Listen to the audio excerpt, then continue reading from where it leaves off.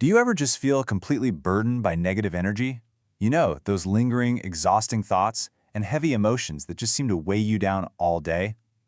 Let's be real.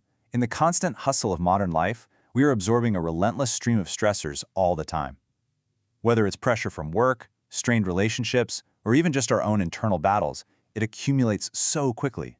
But I want you to imagine waking up with a mind entirely free from that toll, filled instead with profound clarity and peace. Sounds pretty good, right? Well, welcome to this explainer. I am absolutely thrilled you're here, because today we are going on a journey to demystify some incredible ancient Buddhist tools that can actively clear your mind and transform your daily suffering. We're going to break down some highly practical, actionable steps that you can apply literally right now to completely shift your mindset. Okay, so here's our roadmap for today. We'll be looking at 1. The root of bad energy, 2. Finding peace in stillness, 3. Navigating others with compassion, 4. The power of karma, and finally 5. Harmonizing with your environment. Basically, we're starting deep within your own mind before venturing outward. All right, let's dive right into part 1, the root of bad energy, and really get to the bottom of this suffering. So first things first, bad energy isn't some mystical force or spooky aura. In Buddhist teachings, it's recognized simply as suffering. It's born from those everyday stressors, workplace pressures, toxic relationships, and our own unhealed internal wounds. And here's the crucial part. By redefining bad energy as relatable, human suffering, the very act of acknowledging it becomes your absolute first step toward liberation. The Buddha actually taught that you cannot move past what you refuse to see. So just noticing that you're burdened, that is the very first crack in the armor of illusion. Right, so once we actually spot it, what's next? How do we protect ourselves?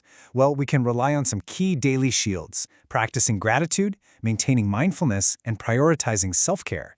The revered Vietnamese Buddhist monk Thich Nhat Hanh taught that mindfulness is meant to be woven right into the fabric of your daily life. Even something as simple as drinking a cup of tea or walking slowly can be a moment of deep peace. These daily habits act as powerful, active shields to protect your inner light from the external storm of chaos.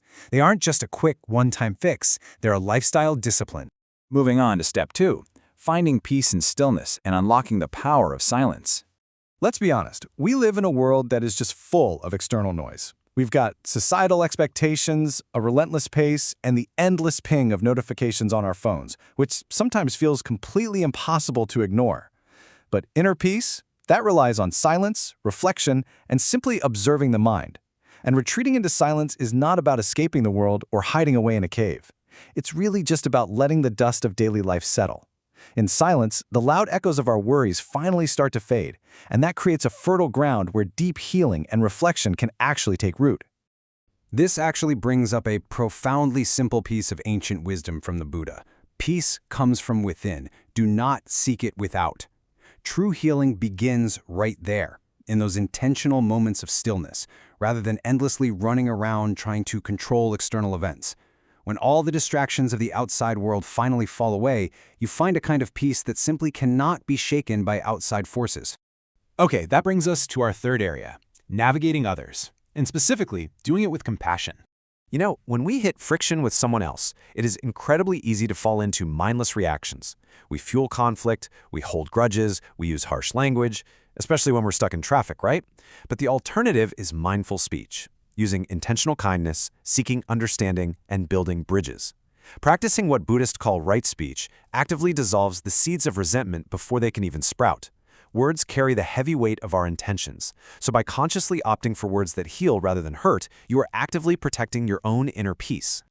There is this absolutely incredible tool for this called the practice of loving kindness, or metta. It's a deeply restorative, two-step meditation that literally washes away resentment. First, you direct it inward, telling yourself, may I be happy, may I be free from suffering. Then, and this is the magic part, you expand it outward, may all beings be happy and free from suffering. You let that soft wave wash away your own doubt and anger first, and then you use it to neutralize the toxicity coming from others.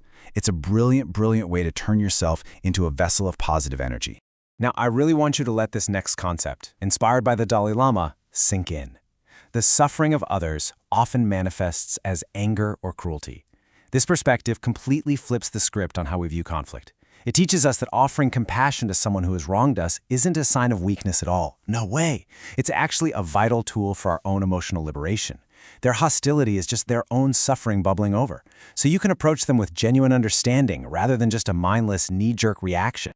Let's shift gears a bit and look at part 4, the power of karma, and how we create energy. Karma, it's a word we hear all the time, right?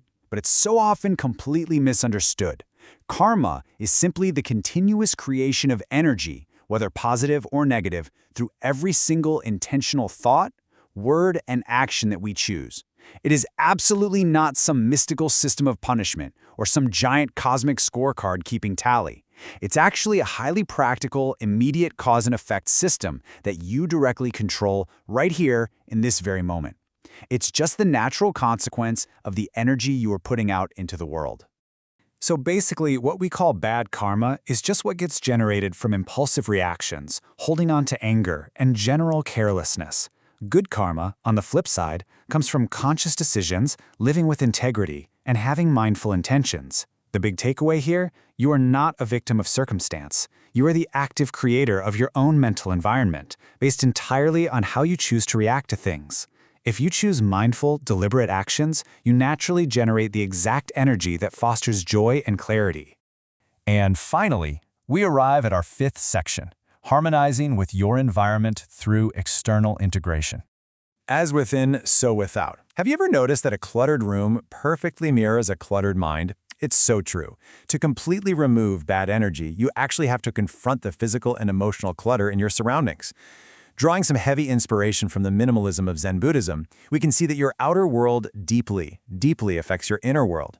If your desk, or your car, or your home is chaotic, your mind is almost guaranteed to be chaotic too. Think of it as a clear progression. When you're in a cluttered state of being, marked by hoarding or physical chaos, it leads straight to an unsettled mind. But if you take the external action to declutter, the internal result is a wonderfully clear, peaceful mind. And taking it a step further, immersing yourself in nature leads to a feeling of renewed balance. It is just fascinating how directly physical actions, like cleaning up your living space, resolving old emotional baggage, or just taking a mindful walk, create the exact conditions you need for inner tranquility. So, how do we maintain this? Well, you can lean into some grounding daily rituals for resilience. Doing some mindful walking in nature, lighting a bit of incense, chanting mantras, or honestly just deliberately savoring a hot cup of tea. By adopting these really simple, deliberate rituals, you create a daily structure that continuously purifies your mind. They aren't just empty habits to check off a to-do list. They actively keep you anchored in the present moment, creating this sacred rhythm where negative energy simply cannot thrive.